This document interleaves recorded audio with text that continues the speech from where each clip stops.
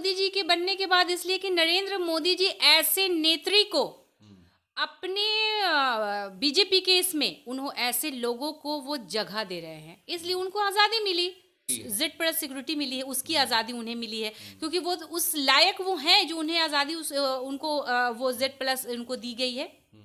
उस लायक तो वो है नहीं लेकिन उन्हें दी गई, इसलिए उनको ये महसूस हो रहा है क्योंकि वो अपना योगदान जितना मोदी और अमित शाह को दे रही हैं तो वो योगदान से उन्हें लग रहा है कि उनको आज़ादी मिली, क्योंकि पहले बंद कमरे में योगदान देते थे ना लोग, अब ये खुलेआम योगदान दे रही हैं अपना, इसलिए उनको आज़ादी मिली है।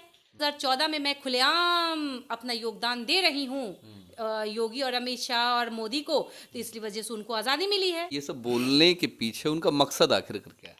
सिर्फ चमचाई। आज वो कौन सा ऐसा अच्छा काम की है जो उन्हें सीरीज से उनको नवाजा, क्या कौन सा ऐसा वो काम की है, कौन सी ऐसी एक्टिंग वो की है, सिर्फ अश्लीलता के अलावा उन्होंने कौन सी अच्छी मूवी बनाई है? कोठे वाली भी जो होती है ना, शर्म करके अपना दरवाजा बंद कर लेती है, लेकिन कंगना रनावत जैसी गंदी एक्टर और उन्हें गंदापन के लिए, एक अश्लीलता के लिए उन्हें अवार्ड दिया गया। कौन सा ऐसा उन्होंने काम किया है अश्लील मूवी के अलावा? कांग्रेस के टाइम में जो उन्हें 25 अवार्ड मिला तो उस टाइम उन्होंने क्यों नहीं कांग्रेस की तरफदारी की? क्योंकि उस टाइम इसलिए नहीं की ना क्योंकि राहुल गांधी योगदान उनसे नहीं लेते थे, इसलिए राहुल गांधी का उन्होंने फेवर नहीं किया। किया किसका फेवर? मोदी और अमित शाह का। बीजेपी जो है ना, कहते हैं ना कि वॉशिंग मशीन हो गई हैं, जितने भी एक गली के कुत्ते भी अगर बीजेपी में ज्वाइन हो जाएं तो वो मतलब गली के कुत्ते नहीं, वो इंसान सीना तान के वो अपना चलेंगे, क्योंकि भाई उनको टैग लग जाता है बीजेपी, यानी बड़का झूठा पार्टी का टैग लग जाता है। बीजेपी जब से आई है इस देश में, मतलब यहाँ की जो जात पात, पढ़ाई लिखाई, एजुकेशन, किसी पे उनका फोकस नहीं है, बस हिंदू मुस्लिम और एक गंदगी, बलात्कार, बेटियों को बलात्कार, बेरोजगारी, पकौड़ा तलिए, बस इसके अलावा बीजेपी करता क्या है? देश की भलाई के बारे में उसने सोचा क्या है? मांग करती हूँ सरकार से, मोदी जी से हम मांग करती हूँ, उनसे नम्रता निवेदन करती हूँ कि उनसे पद्मश्री अवार्ड वापस लिया जाए और उनको देशद्रोही का उन पे केस किया जाए। अगर हमारे माइनॉरिटी के लोग या विपक्षी लोग ऐसा बयान देते तो अब तक उन पे देशद्रोही का केस ठोक दिया जाता, लेकिन कंगना रनावत पे क्यों नहीं ठोका गया? उन पे भी देशद्रोही का केस ठोका जाए। ये हमारी पूरी बिहार की महिलाओं की तरफ से मैं मांग कर रही हूँ कि इन पे देशद्रोही का केस ठोका जाए और उन्हें पद्मश्री से जो नवाजा गया है वो अवार्ड उनसे वापस लिया जाए। ये बयान मतलब बहुत शर्मसार बयान है, ये बयान उन्हें नहीं देना चाहिए क्योंकि उनकी घटिया जो उनकी जो मानसिकता है वो अपने मानसिकता के हिसाब से उन्होंने अपना बयान दिया। उनकी मानसिकता बस एक छोटी सी सोच वाली मानसिकता ये महिला है, वैसी महिलाओं पे एकदम हर महिला की तरफ से ये मांग है, उन पे केस होना चाहिए। जैसा कि आप सबको पता है कि हमारा देश आज़ाद 1947 में हुआ, मगर भारत के कुछ जाहिल तबके के लोग, शायद उन्हें न इतिहास के बारे में मालूमात है और न किसी के बारे में जानकारी रखते हैं कि अपने देश के बारे में जानकारी रखते हैं कि हमारा देश आज़ाद कब हुआ। सरकार की चाटुकारिता में इतने लगे हुए हैं कि उन्हें लगता है कि हमारा देश 2014 में आज़ाद हुआ। इस पर हम बात करने के लिए मौजूद हैं, हमारे साथ में बुशरा शाहीन जी, राजद नेत्री हैं। मैडम, 2014 में भारत रिलीज़ हुआ, अंग्रेज़ों की ग़ुलामी से आज़ादी मिली, क्या आपने इसमें हिस्सेदारी लिया था? बिल्कुल नहीं। ऐसे घटिया जो नेत्री हैं कंगना रनावत, जो उन्होंने कहा कि 2014 में आज़ादी मिली है इस देश के लोगों को, तो ये बहुत घटियापन और घटिया बयान उन्होंने दिया है। क्यों घटिया बयान दिया है? 2014, ये जो हमारी रानी लक्ष्मीबाई थी, वो एक महिला थी, उन्होंने अपने छोटे बच्चे को कांधे पे लाद कर उन्होंने अंग्रेज़ों से लड़ा था, तो उनकी आज़ादी कहाँ गई? आज ये महारानी झांसी रानी की जो उन्होंने इंसल्ट किया है और ये बात बोला है कि 2014 में आज़ादी मिली, तो 2014 में वो बताएं कि 2014 में कैसे आज़ादी मिली? उनको सिर्फ आज़ादी मिली है। उन्होंने कहा कि नरेंद्र मोदी जी के प्रधानमंत्री बनने के बाद भारत को आज़ादी मिली। नरेंद्र मोदी जी के बनने के बाद इसलिए कि नरेंद्र मोदी जी ऐसे नेत्री को अपने बीजेपी के इसमें उन्होंने ऐसे लोगों को वो जगह दे रहे हैं, इसलिए उनको आज़ादी मिली। आखिरकार क्या मिल रहा है ये सब बोलने से? आखिरकार मतलब पद्मश्री अवार्ड मिलने के बाद इस तरीके का बयान भारत के लोगों में कैसा मैसेज जाता है?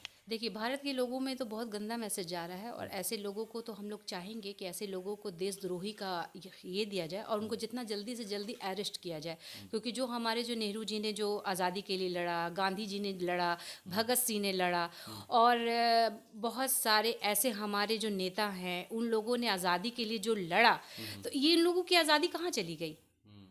जो 2014 में वो बोल रही हैं कि आज़ादी मिली, क्योंकि उन्होंने आज़ादी इसलिए उन्हें मिली कि उन्हें खुद बोलने का उनको मिला, जो उनको सिक्योरिटी मिली है उसकी आज़ादी उनको मिली, क्योंकि वो जेड प्लस सिक्योरिटी मिली है उसकी आज़ादी उन्हें मिली है, क्योंकि वो उस लायक वो हैं जो उन्हें आज़ादी उनको वो जेड प्लस उनको दी गई है। उस लायक तो वो है नहीं लेकिन उन्हें दी गई, इसलिए उनको ये महसूस हो रहा है क्योंकि वो अपना योगदान जितना मोदी और अमित शाह को दे रही हैं तो वो योगदान से उन्हें लग रहा है कि उनको आज़ादी मिली, क्योंकि पहले बंद कमरे में योगदान देते थे ना लोग, अब ये खुलेआम योगदान दे रही हैं अपना, इसलिए उनको आज़ादी मिली है। तो इसलिए उनको ऐसा लग रहा है कि 2014 में मैं खुलेआम अपना योगदान दे रही हूँ योगी और अमित शाह और मोदी को, तो इसलिए वजह से उनको आज़ादी मिली है, बाकी और किसी को तो आज़ादी मिली नहीं है, सिर्फ कंगना रनावत को आज़ादी मिली है। ये सब बोलने के पीछे उनका मकसद आखिर क्या है? सिर्फ चमचाई। आज वो कौन सा ऐसा अच्छा काम की है जो पद्मश्री से उनको नवाजा गया? कौन सा ऐसा वो काम की है, कौन सी ऐसी एक्टिंग वो की है? सिर्फ अश्लीलता के अलावा उन्होंने कौन सी अच्छी मूवी बनाई है?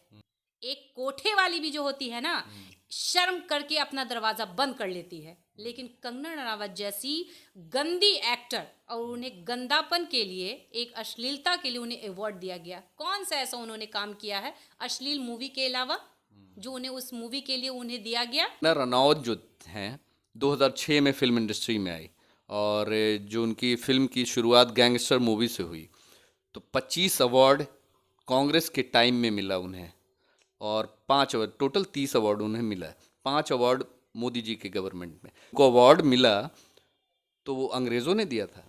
अब कंगना रनावत से पूछा जाए ना कि कांग्रेस के टाइम में जो उन्हें 25 अवार्ड मिला, तो उस टाइम उन्होंने क्यों नहीं कांग्रेस की तरफदारी की? क्योंकि उस टाइम इसलिए नहीं की ना क्योंकि राहुल गांधी योगदान उनसे नहीं लेते थे, इसलिए राहुल गांधी का उन्होंने फेवर नहीं किया, कांग्रेस का उन्होंने फेवर नहीं किया, सोनिया गांधी का उन्होंने फेवर नहीं किया, प्रियंका गांधी जी का उन्होंने फेवर नहीं किया। किया किसका फेवर? मोदी और अमित शाह का। तो इसलिए उनको ऐसा लग रहा है। भारत में इतनी चटुकारिता क्यों चल रही है? चाटुकारिता इसलिए लग रही है कि बीजेपी जो है ना, कहते हैं ना कि वॉशिंग मशीन हो गई हैं। जितने भी एक गली के कुत्ते भी अगर बीजेपी में ज्वाइन हो जाएं तो वो मतलब गली के कुत्ते नहीं, वो इंसान सीना तान के वो अपना चलेंगे, क्योंकि भाई उनको टैग लग जाता है बीजेपी, यानी बड़का झूठा पार्टी का टैग लग जाता है, तो वो झूठ ही बोलेंगे ना, अच्छी बात तो वो करेंगे नहीं। तो इस वजह से बीजेपी जब से आई है इस देश में, मतलब यहाँ की जो जात पात, पढ़ाई लिखाई, एजुकेशन, किसी पे उनका फोकस नहीं है, बस हिंदू मुस्लिम और एक गंदगी, बलात्कार, बेटियों को बलात्कार, बेरोजगारी, पकौड़ा तलिए, बस इसके अलावा बीजेपी करता क्या है? देश की भलाई के बारे में उसने सोचा क्या है? अच्छा, ये बयान देने के बाद सरकार ने अभी तक उनके विरोध में या फिर उनके खिलाफ कोई कार्रवाई नहीं किया है। आखिरकार पद्म विभूषण से नवाजा गया राष्ट्रपति के द्वारा, तो राष्ट्रपति को चाहिए कि ऐसे लोगों के खिलाफ देशद्रोह का या फिर जो भी हो मुकदमा करना चाहिए कि नहीं करना चाहिए? बिल्कुल करना चाहिए। इस महिला होने के नाते मैं अपनी सारी बिहार की महिलाओं की तरफ से और भी हमारे देश की जनताओं की तरफ से मैं ये मांग करती हूँ सरकार से, मोदी जी से हम मांग करती हूँ, उनसे नम्रता निवेदन करती हूँ कि उनसे पद्मश्री अवार्ड वापस लिया जाए और उनको देशद्रोही का उन पे केस किया। अगर हमारे माइनॉरिटी के लोग या विपक्षी लोग ऐसा बयान देते तो अब तक उन पे देशद्रोही का केस ठोक दिया जाता, लेकिन कंगना रनावत पे क्यों नहीं ठोका गया? उन पे भी देशद्रोही का केस ठोका जाए। ये हमारी पूरी बिहार की महिलाओं की तरफ से मैं मांग कर रही हूँ कि इन पे देशद्रोही का केस ठोका जाए और उन्हें पद्मश्री से जो नवाजा गया है वो अवार्ड उनसे वापस लिया जाए, बिल्कुल वापस। एक महिला होने के नाते आप इस चीज़ को कितना सही मानती हैं? इस तरीके का बयान खासकर भारत के जो सम्मान की बात है, कितना ठेस पहुंचा होगा वैसे लोगों को जो इस भारत की आज़ादी में जिनका योगदान रहा है, वैसे लोगों को कैसा लगता होगा? देखिए, एक महिला होने के नाते मैं तो यही बोलूँगी, ये बहुत शर्मसार बयान है और बहुत गलत बयान है। ये उन सारी महिलाओं के लिए ये अपमानित बयान है जिन्होंने ये इस तरह का बयान दिया और सारी महिलाओं को अपमानित किया। ये बयान मतलब बहुत शर्मसार बयान है। ये बयान उन्हें नहीं देना चाहिए, क्योंकि उनकी घटिया जो उनकी जो मानसिकता है, वो अपने मानसिकता के हिसाब से उन्होंने अपना बयान दिया। उनकी मानसिकता बस एक छोटी सी सोच वाली मानसिकता ये महिला है। वैसी महिलाओं पे एकदम हर महिला की तरफ से ये मांग है, उन पे केस होना चाहिए और उन्हें हटाना चाहिए।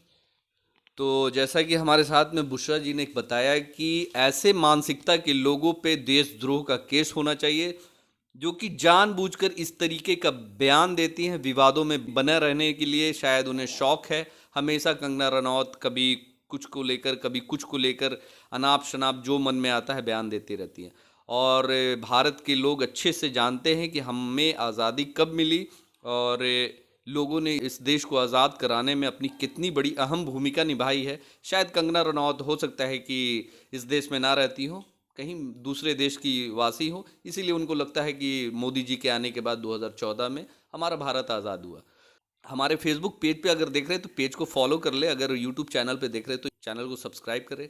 तब तक के लिए जय हिंद, जय भारत।